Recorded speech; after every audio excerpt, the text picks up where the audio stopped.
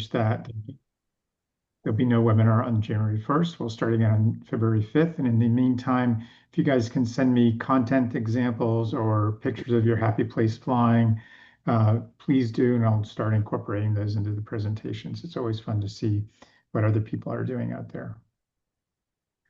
So, and you know who I am at this point. I've been doing this a lot, and it's a lot of fun to be doing these every month.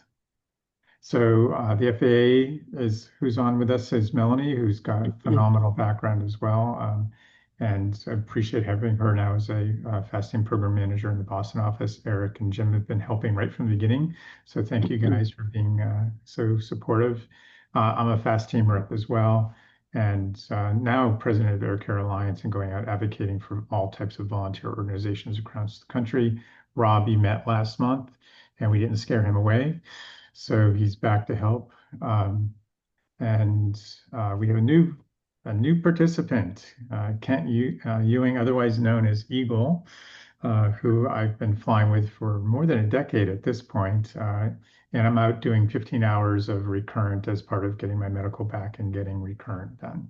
So former commander of the USS America, famous naval aviator of sorts. Infamous, probably more appropriate.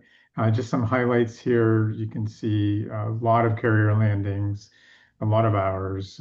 He's very active in the Eclipse organization, Eclipse Aerospace organization, right from the very beginning. So he has a unique perspective on the airplane.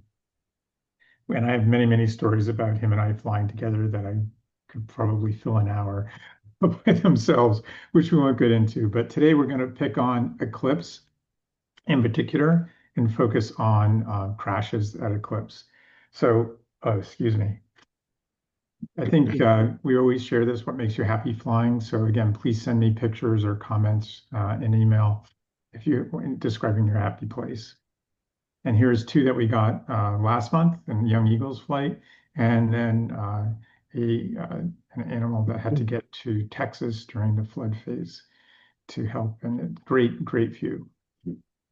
So the volunteer pilot organizations, I think at this point you all know, and if you have any new people, please feel free to email me if you ever do have a question about the volunteer pilot organizations that are out there. Any plane, any type of pilot, even non-pilots can help in the long distance transportation or specialized transportation for volunteers. So just a big thank you to Angel Flight and Lifeline Pilots. They were the NAA beneficiary of the Teamwork Award this year. They do great work. These are QR codes if either of you guys are interested in learning more about their organizations. Lifeline Pilots is in the north central US and Angel Flight East is in the eastern part of the US, as you may already know, and Rob's on their board. So this again, the reminder that doesn't matter what kind of airplane you have, and even if you don't have an airplane and you rent or borrow or drive a car, you can help. I've highlighted this handbook before. I want to make sure everyone remembers that this handbook is free and out there. It's really worth getting if you don't have it. It has lots of good references in it, and we'll be referencing parts of that during tonight's presentation. Tonight, I think in the last few webinars, we were going over crashes and scenarios, a lot of which had to do with spatial disorientation. Tonight's going to be more about human factors and simple things that can that impact your safety that you can actually correct. The SAA, Pilot's Guide to Self-Assessing Risk, is another good free handbook from the FAA. So if you haven't seen that before, I suggest getting it. And if you need to remember how to do this afterwards, just do a search for FAA SAA and you'll find this little handbook. So wings, again, we're always promoting wings. It makes you a safer pilot. We all know that. It just takes a little bit of effort to get involved in the basic wings. I have a basic one and I'm working on advanced. So these are the crashes that we're going to review tonight and some scenarios related to them. So one's brakes, one's return to a return trip home, a gear up, which you'll find kind of shocking, and another overrun example of someone being perhaps a little too confident. So for those of you who may not know much about the Eclipse, this is actually a picture of the Eclipse that I first started flying in 2012. And it was at its time a plane trying to be what it was meant to be. The avionics were not quite upgraded yet, but for a small jet, it had a lot of advancements. It still used rods and pulleys and cables to control the surfaces, but it's the same size of a Baron twin, but it goes 375 knots. So a lot out of a small package. When you get in the inside, avionics are stuff that are not complicated, but it's closer to looking like an Avidyne system than it is looking at like a Garmin system. So the good news is you don't really need to read the manual more than once, and you're not always scratching your head saying, what's it doing now? So pretty easy. You can see that it does have side yokes, and something that we'll be pointing out later in some of the reviews of the crashes are the buttons on the yoke. So the yoke has an autopilot disconnect, a gear. There's a nice person that comes on and tells you that don't have your landing gear out if you're going below a certain speed. So you can actually turn that person off if you get tired of listening to them. There's a ident button, there's a push to talk button, and then there's a very, very important red button that disconnects any of the electronic control of your your control surfaces. So you can take the plane over and away from the autopilot and other things. So you can, for example, if anti-lock brakes will override that as well. So just another quick one, just description of what that is. The engines are really complex in this airplane. You turn it to on and the engines start and stay on. So there's not much to do to get them running, and there's a left and a right engine. And if you're in heavy rain and you're concerned about the engines being snuffed out by the water, you turn on the igniters and it's like a spark plug and they just stay on all the time. So very simple engine management. Um, we have 2 to 3 of everything else. Again, not very complicated. And you may notice that there's really not circuit breakers. They're all electronic. So if there is something that does pop, you get a little message and you can look and see a list of things that did pop instead of having to hunt for them. So very easy. Um, Left and right throttles are all by wire. Just digress for a second. This little thing, it's actually in my plane, it's pretty rare. There was a certain circumstance where pilots crammed the throttles all the way forward and it broke the system and one engine got stuck in high power. So they went out and tested these control quadrants, and the ones that were going too far forward and could potentially get stuck that way, they came up with this little piece of metal that goes down and keeps the throttles from going too far forward. So again, there are no perfect planes, there are no perfect people. So fun stories, and we may, if we have time at the end, we can highlight the incident that resulted in this fix happening. So quick cross section of the airplane. Again, it's pretty simple metal airplane with 2 engines that are are definitely the smallest commercial jet engines in passenger aircraft. So we can dive into a crash if we want, and this one's a fun one. I shouldn't call them, well, I'm calling them fun because there's no fatalities. It's interesting to read about them and pretty impressive lessons. So this is a second leg of a flight that went down to San Diego from someone's new home base in Leadville, Colorado. So they're coming back the same day after a morning departure. Not a terribly long flight. It's winter, it's nighttime, and the runway had been plowed in the morning before they left. There was a solo pilot, there was a regular IFR flight plan, and they were new to the airport, but that was going to be their new home base. And you may notice that it's a very high elevation, 9,900 feet. And the Eclipse has a maximum altitude for landing of 10,000 feet. So, because of that airport. yeah, so it's a very interesting limitation. And to add a little bit of pressure and color into this, his wife was waiting for him at the airport and expecting him to be there earlier than he was ending up coming home. So no pressure. Uh, so not, pretty high time pilot, with a high time rating. but not much time in the Eclipse, only about 31 hours. And there's nothing in the report talking about whether it was instrument current or how current that pilot generally was relative to training.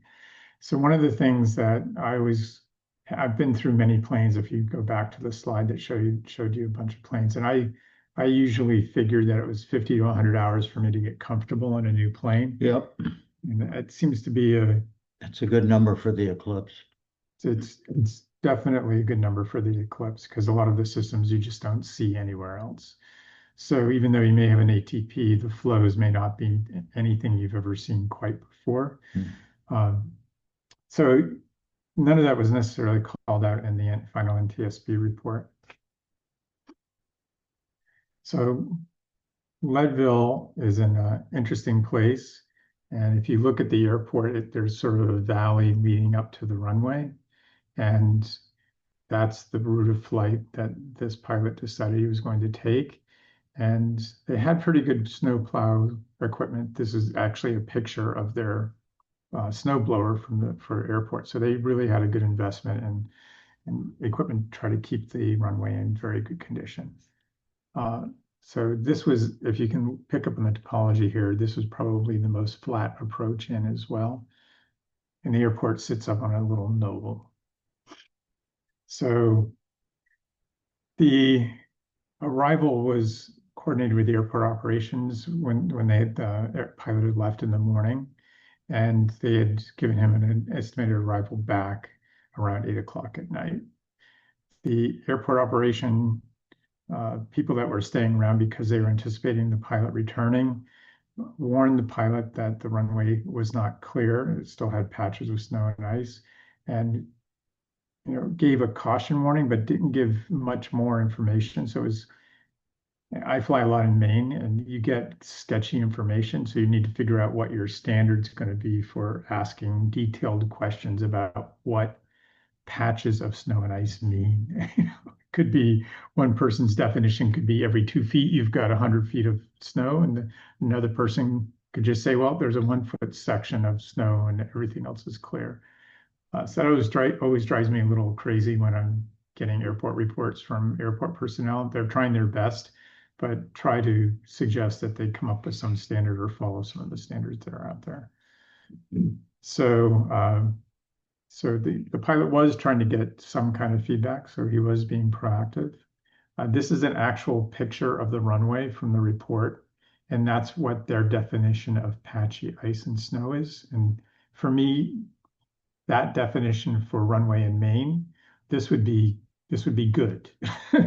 Patchy, patchy snow and ice in Maine may be that you've got a little tiny section of 10 feet that's clear and then 20 or 30 feet that's got snow on it. So yeah, it was kind of interesting. And the place we were flying into today, Pueblo, Colorado, had breaking report of 333, but it was 6 hours old, 7 hours old.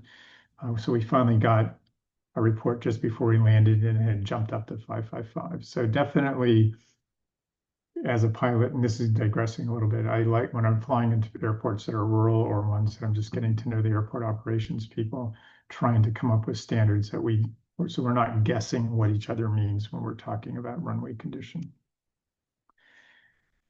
And this will give you an idea of the approach. It's down a valley, so you don't want to be very much off your course. So if you're new to the area and it's at night, you're probably being more than a little attentive to staying on your path. And let me see here. I believe this particular approach, and we'll see this later, was flown at 158 miles per hour, shifted at knots.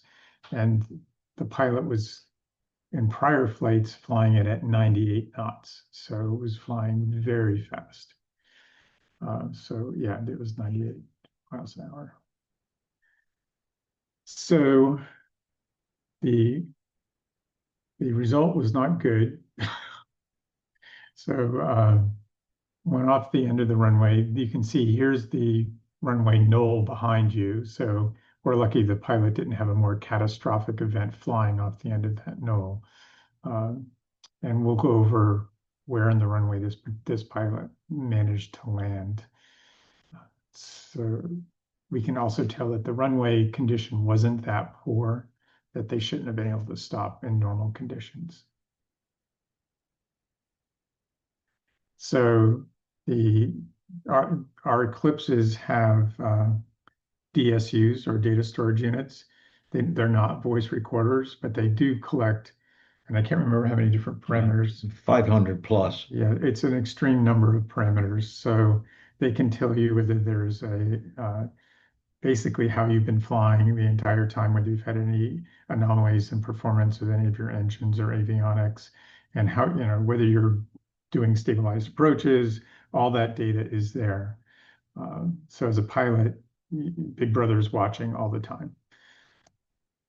So here we can see what the last recorded speed was. This person was very fast, normally at this and descending at a very good clip. So an unstable approach is anything over 1,000 feet, and as you're getting close to the runway, over 500 feet per minute, and clearly was trying to catch up to the approach. So the probable cause of this was, as you might guess, unstabilized approach and landing long on a contaminated runway with ice and patchy packs. Now, though that didn't look too icy or patched to me compared to what I've seen in other airports. This particular plane had anti-lock brakes, so that also should have been able to assist in the landing. So with things that weren't mentioned in the report, which I find kind of consistent in a lot of the reports that I've been reading of late, is the human factors aren't being discussed in ways to prevent them, and suggesting training, courses of action for training. This one clearly, well, not clearly, I mean, this is just my point of view, and Eagle's familiar with this one as well, had to have mission completion bias. It's at night getting home, someone's waiting for me, and it's been a long day already. It's been almost a 11-hour work, a work flight, duty day. And we all have to come up with personal minimums for this and know enough to assess your performance after flights in an unbiased way. I have a duty day of 8 hours, and I'll stretch it to maybe be 9, but I won't go much beyond that because I know I'm going to be tired. And you're not able to always assess how tired you really are until you're in a place where you should be. So this person could have benefited from that, even though they had an ATP. And then just decision making, runway conditioning, when they took off in the morning, they may not have noticed braking because they were taking off. They may not have paid so much attention to what, how much snow or ice there was. And what that one picture that we were looking at before didn't show is if there was really ice instead of just snow, whether that would have impacted my decision to go back to the airport without things getting a little bit better. I mentioned that the Eclipse has a performance limitation of 10,000. And did you say that came after this accident? No, this specific airfield is the highest in the United States. So the airplane was Certified there. certified to 10,000 foot elevation, so it would encompass this airport. Oh, cool. Okay. I always wondered where that 10,000 Yeah, foot came from. Leadville's famous for being the highest in the United States. So, and then the other one was understanding the performance of the plane landing high and fast on a runway that's not particularly too long. So, and at 10,000 feet. So everything is going to be challenging. His true airspeed is extremely high compared to sea level. Yeah. So he's 158 indicated, but he's doing about 170 true. Yeah. When you think about it at that elevation, which is just crazy. It's crazy. Yeah, it's crazy. So, so again, you wonder what the human factors are and how we can teach that we really just shouldn't get caught into accepting unstable approaches. A lot of the organizations now put out pamphlets that you can read, little cards that you can carry with you in your if you ever do use a knee board anymore. But something needs to be screaming at you that you're doing an unstabilized approach in real time better than we have right now available to us. But in this one, the fact that it was called out that, that the runway was contaminated, uh, was not, again, it wasn't done in a standard way. So it's one of those things where you wonder what you can do to make it a standard. Here you see the skid marks. So the reason you're seeing this skid mark is, I believe, because we have ABS and it's going on and off as it's trying to pulse to get you to stop. So yeah, it's one of those ones that's worth discussing. I'm not sure how you teach someone not to get tired and not catch yourself getting tired, but it's one of those things that we should be working on. Do we have any questions around this one, Carrie or Carly? Sorry, not Carrie. Nope. Um, Somebody, one of our pilots was asking total time of the pilot, total time and type. It was Do you have that 30, information? 31. 31. It was very Okay. low. So again, I That's think pretty low. that's pretty low. It's 16 to get your type rating, and then there's mentoring required by the Eclipse syllabus on top of that. So Oh, so there's some theory that he didn't quite finish his mentoring. yeah, that's actually probably a Uh, very good theory yeah. because I had to do that as well. So I did 25 for the type, a little over 25 for the type rating, and then I did another 25 mentoring. That's about average, and it's not an hour thing on mentoring. It's events. So you have to do so many short field landings, so many class Bravos. So it's events. So it ends up being 25 to 30 hours. In the airline business, they would call it SOE, And supervised operational experience. it's the events, but it's also proficiency in the events. So Yeah. and that's He was pretty low time in the airplane. yeah. So and doing it from sea level to the highest point that the plane's Yeah. certified for and at night. So a lot of strikes, and you just wonder again, how do we as an organization or owners group prevent those kind of things from happening? There's a lot of discussion. It's got a lot of visibility. So, and again, I see a lot of similar type things in rural airports in the Northeast. So just more about where you can see these persons coming in and the comments from the field, which I didn't highlight on that last slide, is that they landed past the halfway point of the runway. So again, just set up for failure that far down, you should be doing a go around, and you can see it drops off rather radically at the end of the runway. So very lucky that it wasn't worse.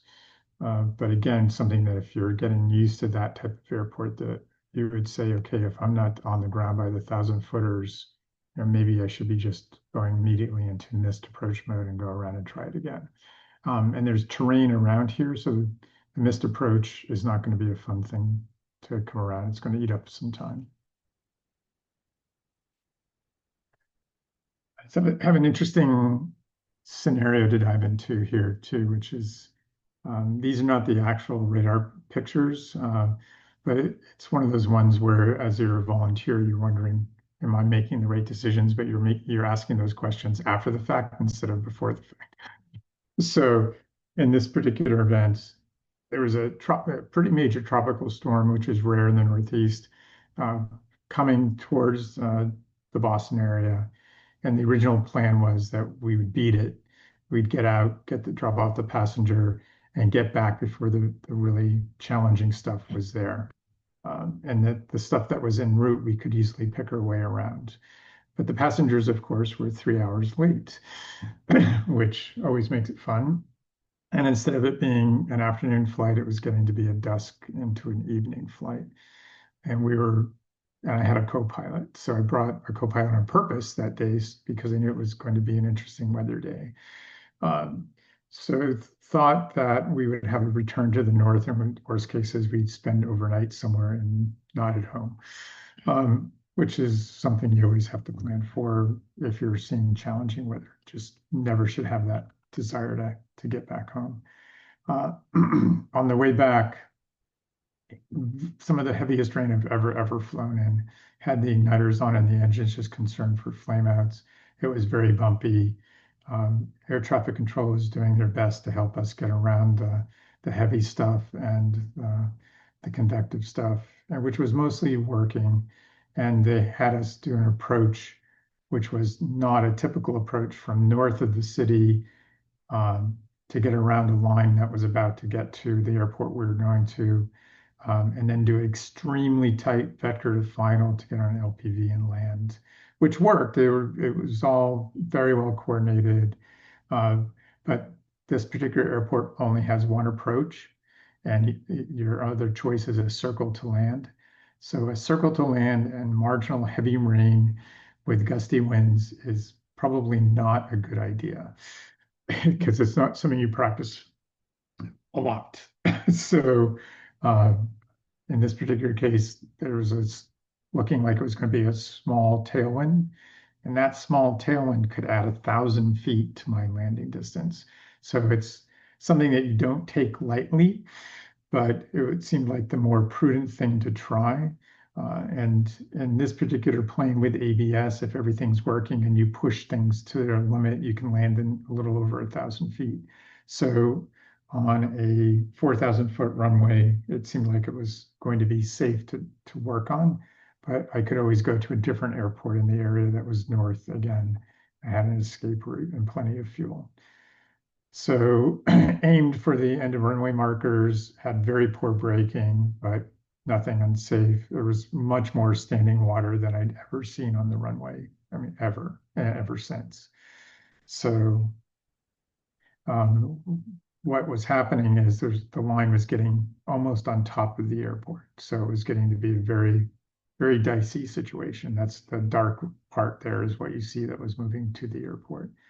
So things that I did well was knowing that it was going to be a weather day, bring a co-pilot that was type rated in the plane that knew how to operate the plane and could help offload the work to do weather assessments and or handle the plane while I was trying to read weather or deal with radar.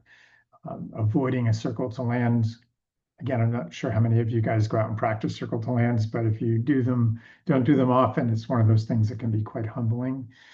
And then always, think of what plan B, C, and D should be. Should plan A not work, and decide how many times you're going to try plan A before you move on to B and C. In this particular case, I did it. I had a definite plan to go north. For this case, the rain had filled in the lines and everything had filled in much more than had been forecast. And my plan A didn't allot for that happening. But luckily ATC was supportive enough to allow for a one-of-a-kind approach into the airport starting from the north and doing this really tight vector to final. The other thing that I had not ever really encountered was rain that was torrential, like from a tropical storm, and that the amount of standing water that was there, it really impeded braking and in ways that I just not seen before. What was the wind on the runway? Headwind or tailwind? It was a 5 knot tailwind and 10 to 20 knot gusting crosswind. Okay. It was a ride. Yeah. Yeah. So the crosswind I didn't care about. The tailwind I did, and because that's not something you practice forever. And the impact of standing water. I'd never really been in heavy rain that bad. So I wasn't quite sure what it was going to be, and I wasn't even thinking much about it because the plane had been so capable in other rainstorms. So in this case, it wasn't that I was moving, getting thrown off the runway. It was more, it just didn't want to brake as confidently as it had in the past. Mm-hmm. So that was, I'm not sure if there's any questions on that one, but that, tropical storms in New England are rare to begin with, and then getting caught is another rare thing. So probably if I were to be in this situation again, I probably would not have tried the plan A, where I am overconfident in my piloting skills and that I can make it work, and have just gone north and stayed at some place where I could watch the storm go by and fly the next morning. So, and it is easy to get super confident in your abilities, especially if you're not challenged much. This is one where I was probably a little too confident. So For you folks in the FAA, I wish you would give great consideration to stop having us teach circling approaches. The airlines stopped doing them years ago. And the only answer I get out of anybody I talk to at the FAA is, well, there's still some that we have to circle up in Alaska. So, well, fine, teach those people how to circle, but not the rest of us. I don't like teaching it. I don't like doing them, and I will not circle at night, period. So give it some thought. Maybe you can talk to the upper echelons about knocking it out of our training syllabus. Yeah, it is challenging. I mean, this one's, we don't have a choice. We only have one approach and we have three other. Two Lear jets in San Diego circling, same runway, same crashes, Yeah, circling at night. yep, it's easy. So next one, there's no questions. I'll move on to the next scenario, which was another one, which is fog and ice, which we had today. We had freezing fog today in Pueblo, Colorado. Hmm. So this is one of my other favorite airports. This is Bangor, Maine, 11,000 foot runway, and it's it's an interesting place. So, and this is a very, what I thought was going to be just a clear day, very calm winds, not overly cold. It looked, as you could see in the background, very nice, cloudless day. And first flight into Bangor, and it's an international airport with professional air traffic controllers, and I asked for a braking report, and they said, "Oh, well, this is the update, but it's not from airport personnel." I said, "What do you mean it's not from airport personnel? It's from," they said, "Well, it's from the town staff, not the airport staff." They said, we don't do the braking test until I can't remember the exact hour. So the first one of the day is done by the town staff."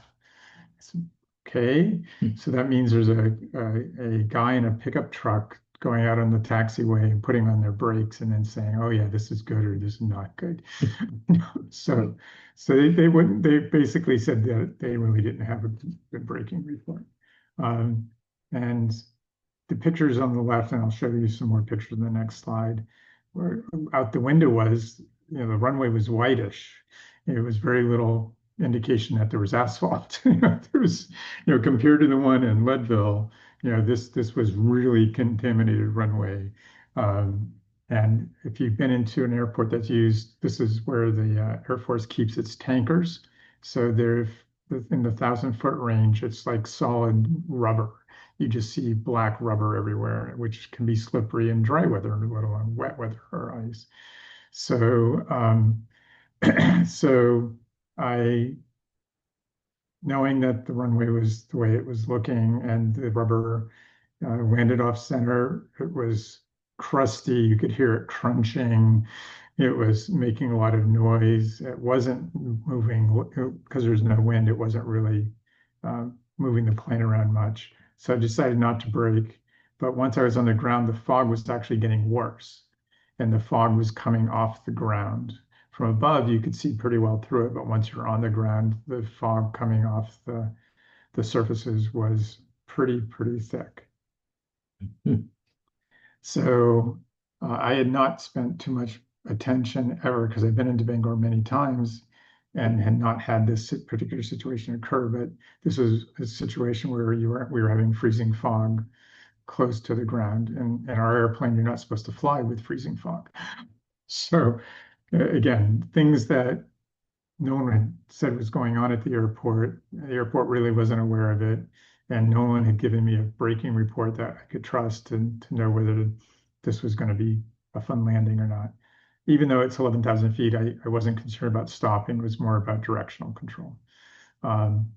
So definitely going to new, even airports that you're familiar with that you think may have some type of snow or ice issue going on or contaminated issue, do better is try to get to someone credible to see if you can get the condition of that facility really assessed in a way that you can have confidence in or can relate to.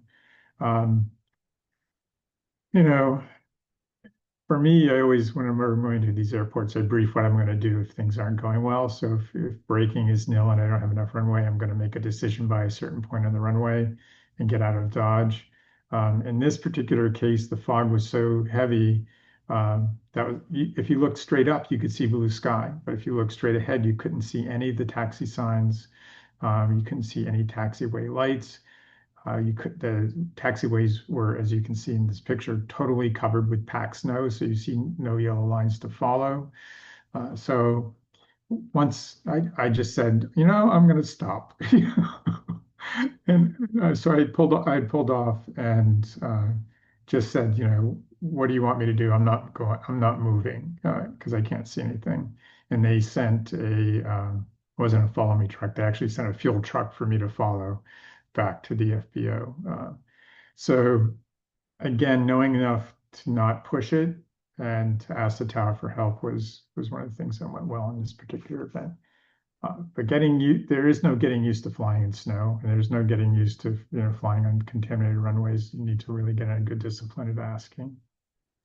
So this Mark, is a couple of questions, if you don't mind. far away. Some of our group is asking, are the Eclipse brakes carbon? No. No, no, they're And just then another question sort of related to this aircraft is, does Eclipse AFM show contaminated runway for landing performance? No. no. Okay.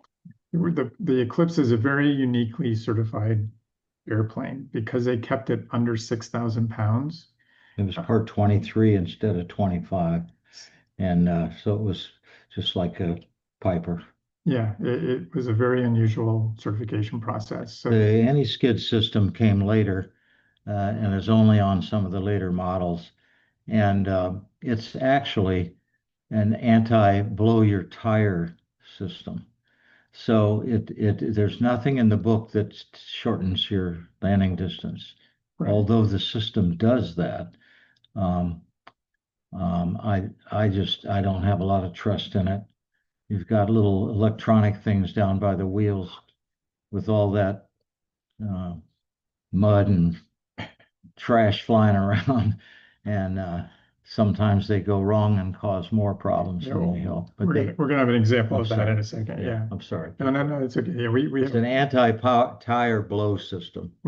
There's 2 seconds why he's saying that is when they first came out with the plane, there was a type of tire that you were lucky if it lasted 100, Right. 100 landings before it blew out. So, and then if you brake too hard, it was blowing out. So Yeah. you would blow up and it bent a lot of rims and things like that. So they came out with ABS, a system that worked. And it does help. It does, in certain snowy conditions, keep you nicely centered. But there are some pilots that pull the circuit breakers and just don't want to deal with it. And they also came out with a new type of tire that lasts much longer, so you're not worried about the tire blowing up on you. But this is the actual runway picture. So you wouldn't notice except for this little tiny little strip of fog here, which is forming, which is near the off taxiway. So it got much worse and it progressed much worse than the picture on the right. And this is what it ended up looking like out the window. You could sort of see towers, but you couldn't see anything to go move the airplane. So when that happens, just stop. They'll come get you. So yeah, it's very sobering. And again, it's hard to train for this. And who trains to land on runways that look like this? I don't seek this out on purpose in the winter. So this is another interesting one. This is from Las Vegas to Phoenix. It was returned to service flight after maintenance. Not a very long flight. Nice day. Two pilots. Both of them were professional. One was a Southwest Airlines pilot, and they just wanted to get home. It was one of the newer planes, so it had all the latest avionics and anti-lock brakes and auto throttles. So many good features. Pilot, ton of time, a lot of time in type. Had flown it fairly, a fair amount in the last and recently. The co-pilot similarly fair amount of time, not a ton of time in type, but he clearly was learning the airplane. He only had 700 hours in total. So again, you would think this was a very competent crew. The weather was sort of favoring uh, Tutu left, but not so much. There was a five knot tailwind, or excuse me, 4 knot tailwind. And the approach, with limited choices for approaches, they had decided to do this as a visual approach. The only other choice was approach in the opposite direction. So if you want to get on the ground quickly, you don't want to fly south and then come back around and fly the only approach in. If it's visual, you probably take a little bit of tailwind on a very long runway. There's the field again. This is them trying to get into the runway faster instead of going around and coming back in. So again, we look at what's happening here. We lost control of the airplane. It turned out that when they had done service on the brakes, they had not put the speed sensor in the right place on the brakes on one side. And the other contributing factor was that the tailwind had increased to 10 knots at the time of landing, and that made the field very, very short. So again, they're also going quite fast in their approach. Generally, we would want to see this number in the low 90s by this point. So they're 20 knots over. So again, human factors and decision making, what are you thinking about? So return to service is one of the most dangerous times to be flying an airplane. It doesn't matter what kind of airplane it is, return to service.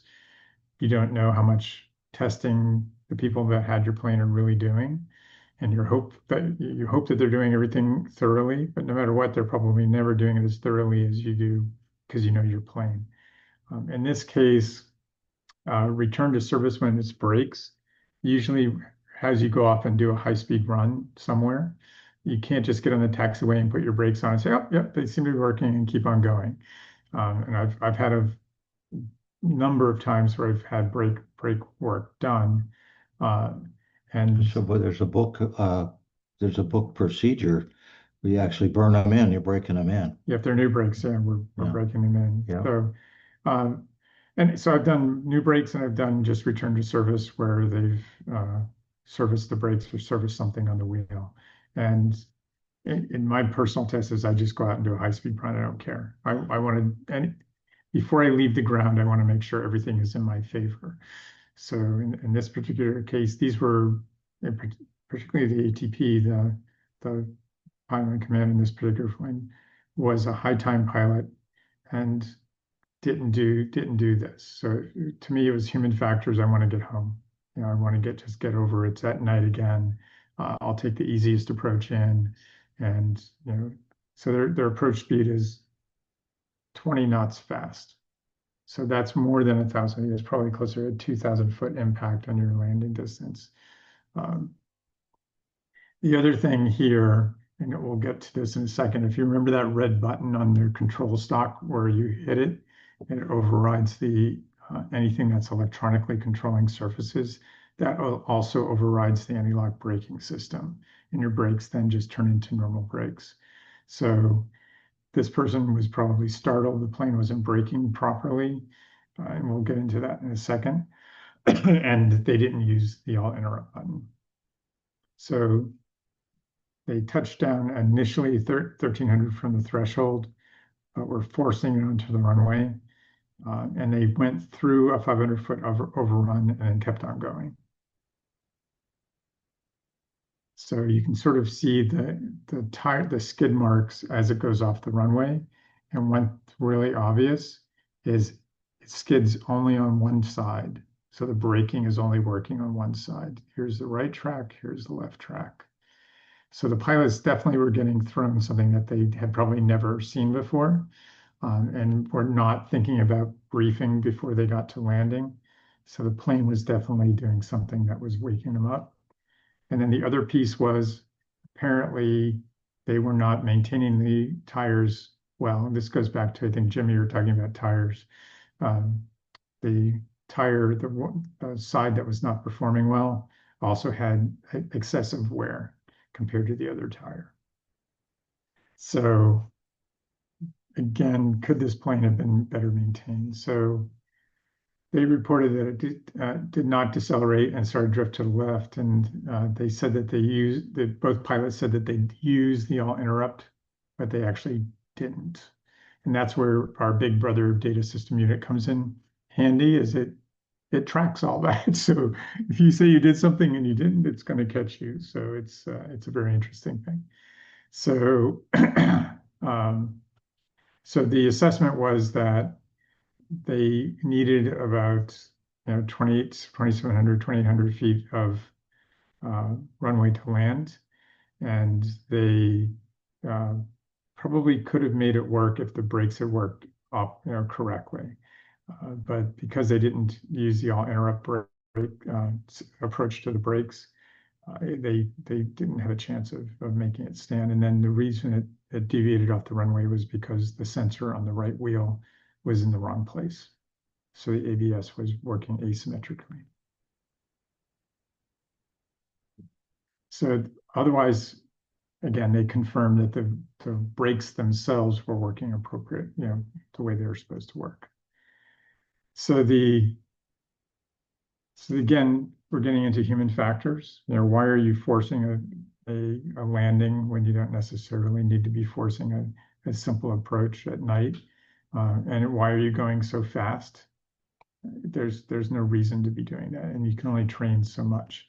So even high time people can get caught in that trap of having. Well, think about a guy. He's all a 737 Southwest. They fly the same airplane every day, day in and day out, and he's used to seeing 158. Oh yeah. So he's got transference problems on speed. He's probably scared to fly it at 85. You think about it. And he also is used to jamming on the things, like how they throw yourself into the seat when they stop. So he's relying on a anti-tire blowing system to slow him down on the runway. So Yeah. all those things add up. Are human factors, Yep. Which again, I don't think there's any training for that identifies what's your bias. Yep.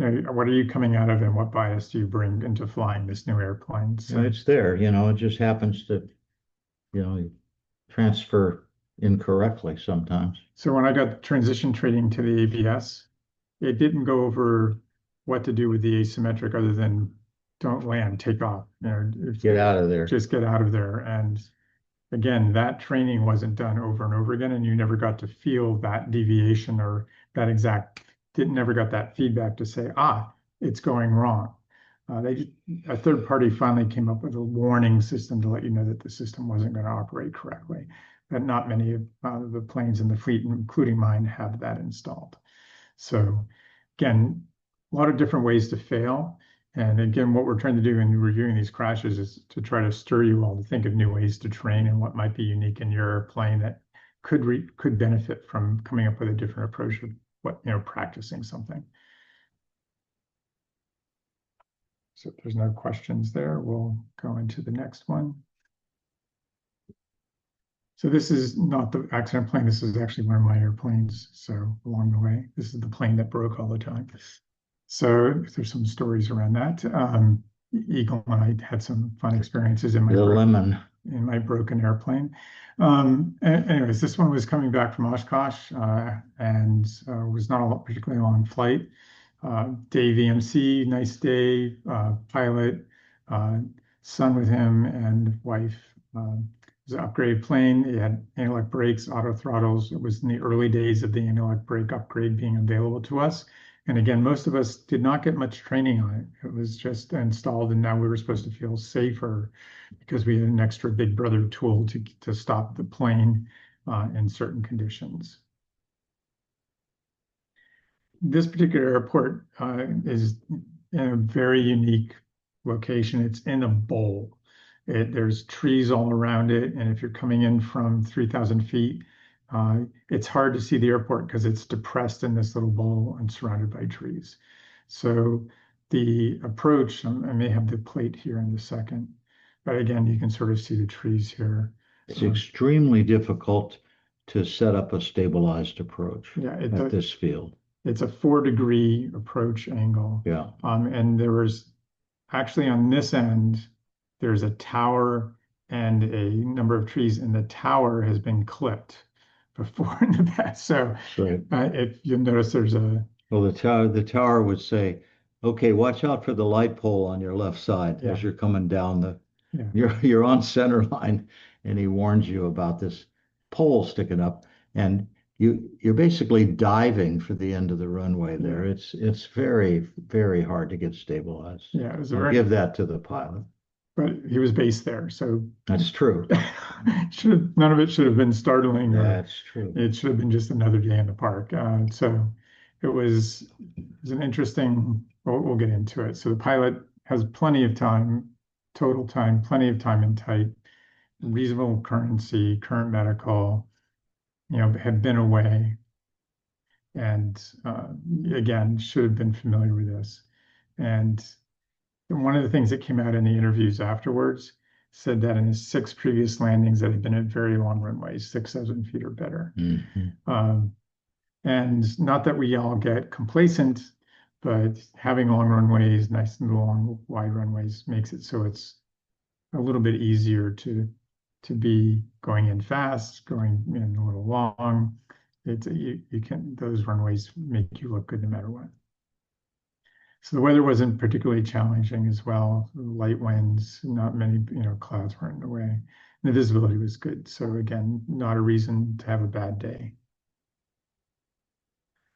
So this is what happened off the end of the runway, luckily into brush, nothing too much worse.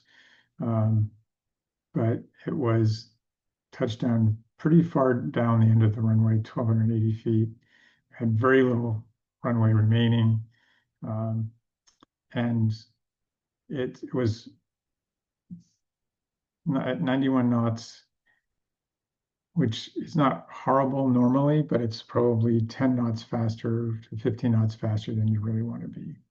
So that was giving them a problem. So landing fast and landing long.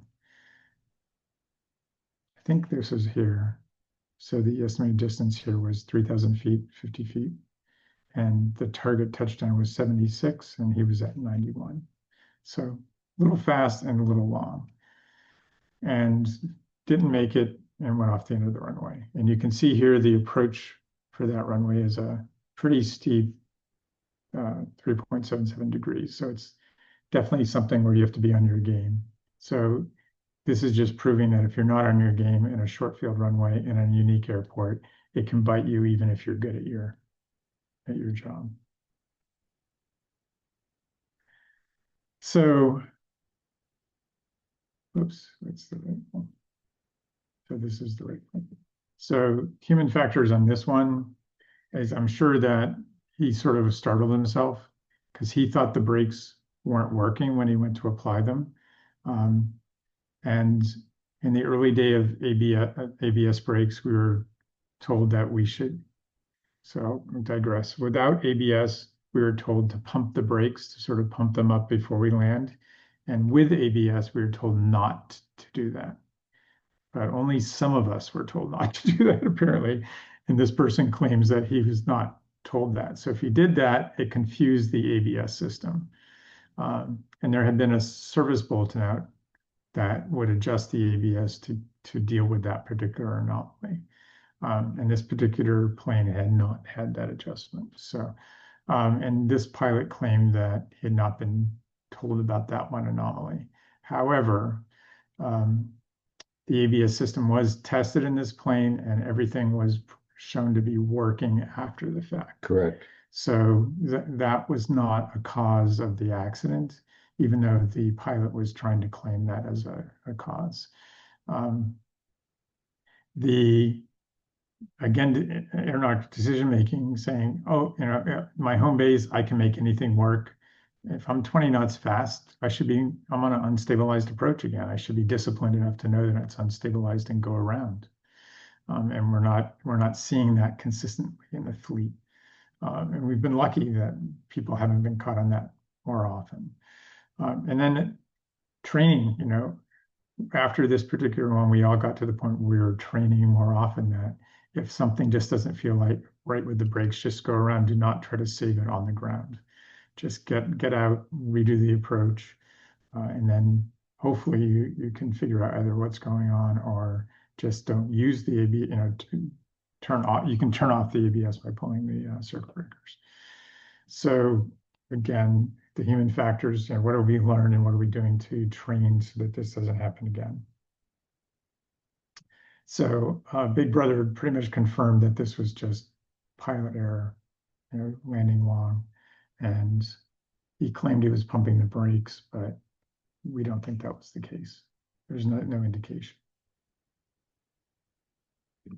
So there's no questions on that one. That's just another one that everyone can have a bad day, even if you're going to home base. So this is one that's really bizarre. So I'm not sure if you guys have ever seen this one or not, but Russia to Nome, Alaska, night VMC, regular flight plan, ferry flight, professional pilot, one passenger, took off even though the flaps weren't working. Not supposed to do that. And so on the way, picture of the plane.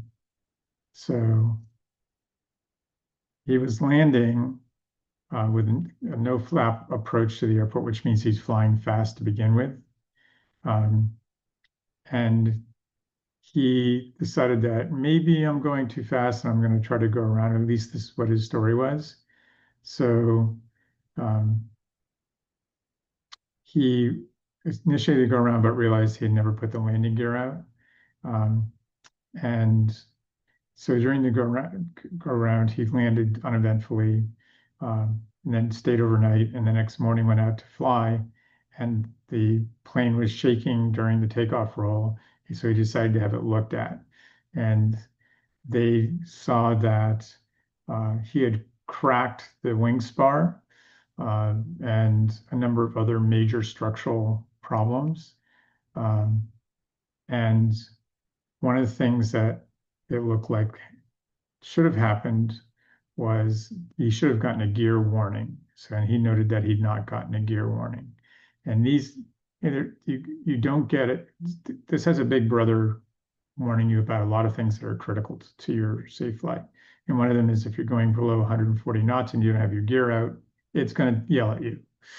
It's saying, hey, you should probably have your gear out. We think you're landing. And there's certain It goes like this: landing gear, and it's a female, and she's very, very brusque. Yes. And it's below 140 knots, and he was never got to 140. He was doing 160 on final, so he lands gear up. Right. So he hits the ground. Touchdown. Hits the ground going 160 knots, and you should be going 78. So little off his game. So it's surprised that it didn't crash at that point, and then goes around, puts the gear down, lands, and then it notices it the next day. So Unreusable. Airplane was completely trashed. right, couldn't be moved, couldn't be anything. So this is the top left picture is the plane where they left it on the ramp after he had done all that damage. And this is what the lower right is what it looks like after you take it apart and get it ready to move. So again, professional pilot, you wonder how this kind of stuff can happen. But again, it happened. I have to differ. We recognize this fellow. This is a father and son team from Singapore, and the father was by no means professional. The son was with him on this flight, I believe, so the son could have been a professional pilot. But I think Eclipse screwed up in this instance by letting the father get typed. Yeah. That's just deep knowledge that I shouldn't even have said anything about. The context is always interesting because everyone has good intentions, and then somehow it ends up with little ways to get you after the fact. So did you any questions on that one or? Yeah, that's one of those ones stranger than true. Yeah, it's like how do you think of this stuff? Just 160 knot on final, and no wonder. Yeah. Um, so interesting one in Europe. Um, Flight, very short flight, but it's in the mountains. This is the actual airplane. Pilot, high-time pilot. But again, what's really standing out, 40 hours in type. So probably the absolute minimum that you would get to be allowed to be flying this plane. And the particular airport that he was flying at, and you'll like this airport in a second, there's challenges going into that airport. And the last jet landing at that airport had been decades earlier. So, so we wonder why there's no jets landing there. And this particular plane did not have anti-lock brakes, and we don't know whether it was the new tires or the old tires. So this is the airport in the winter, and on the right is the airport in the summer.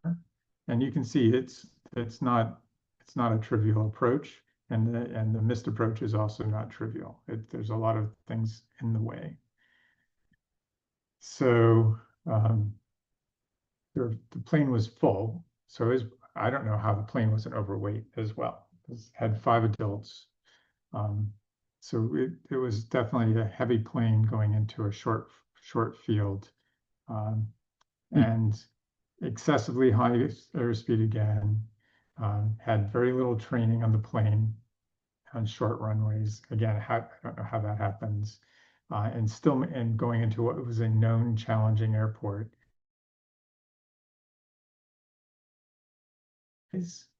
And then what makes me think that they didn't have the ABS or the new tires is they blew both main tires during the braking effort.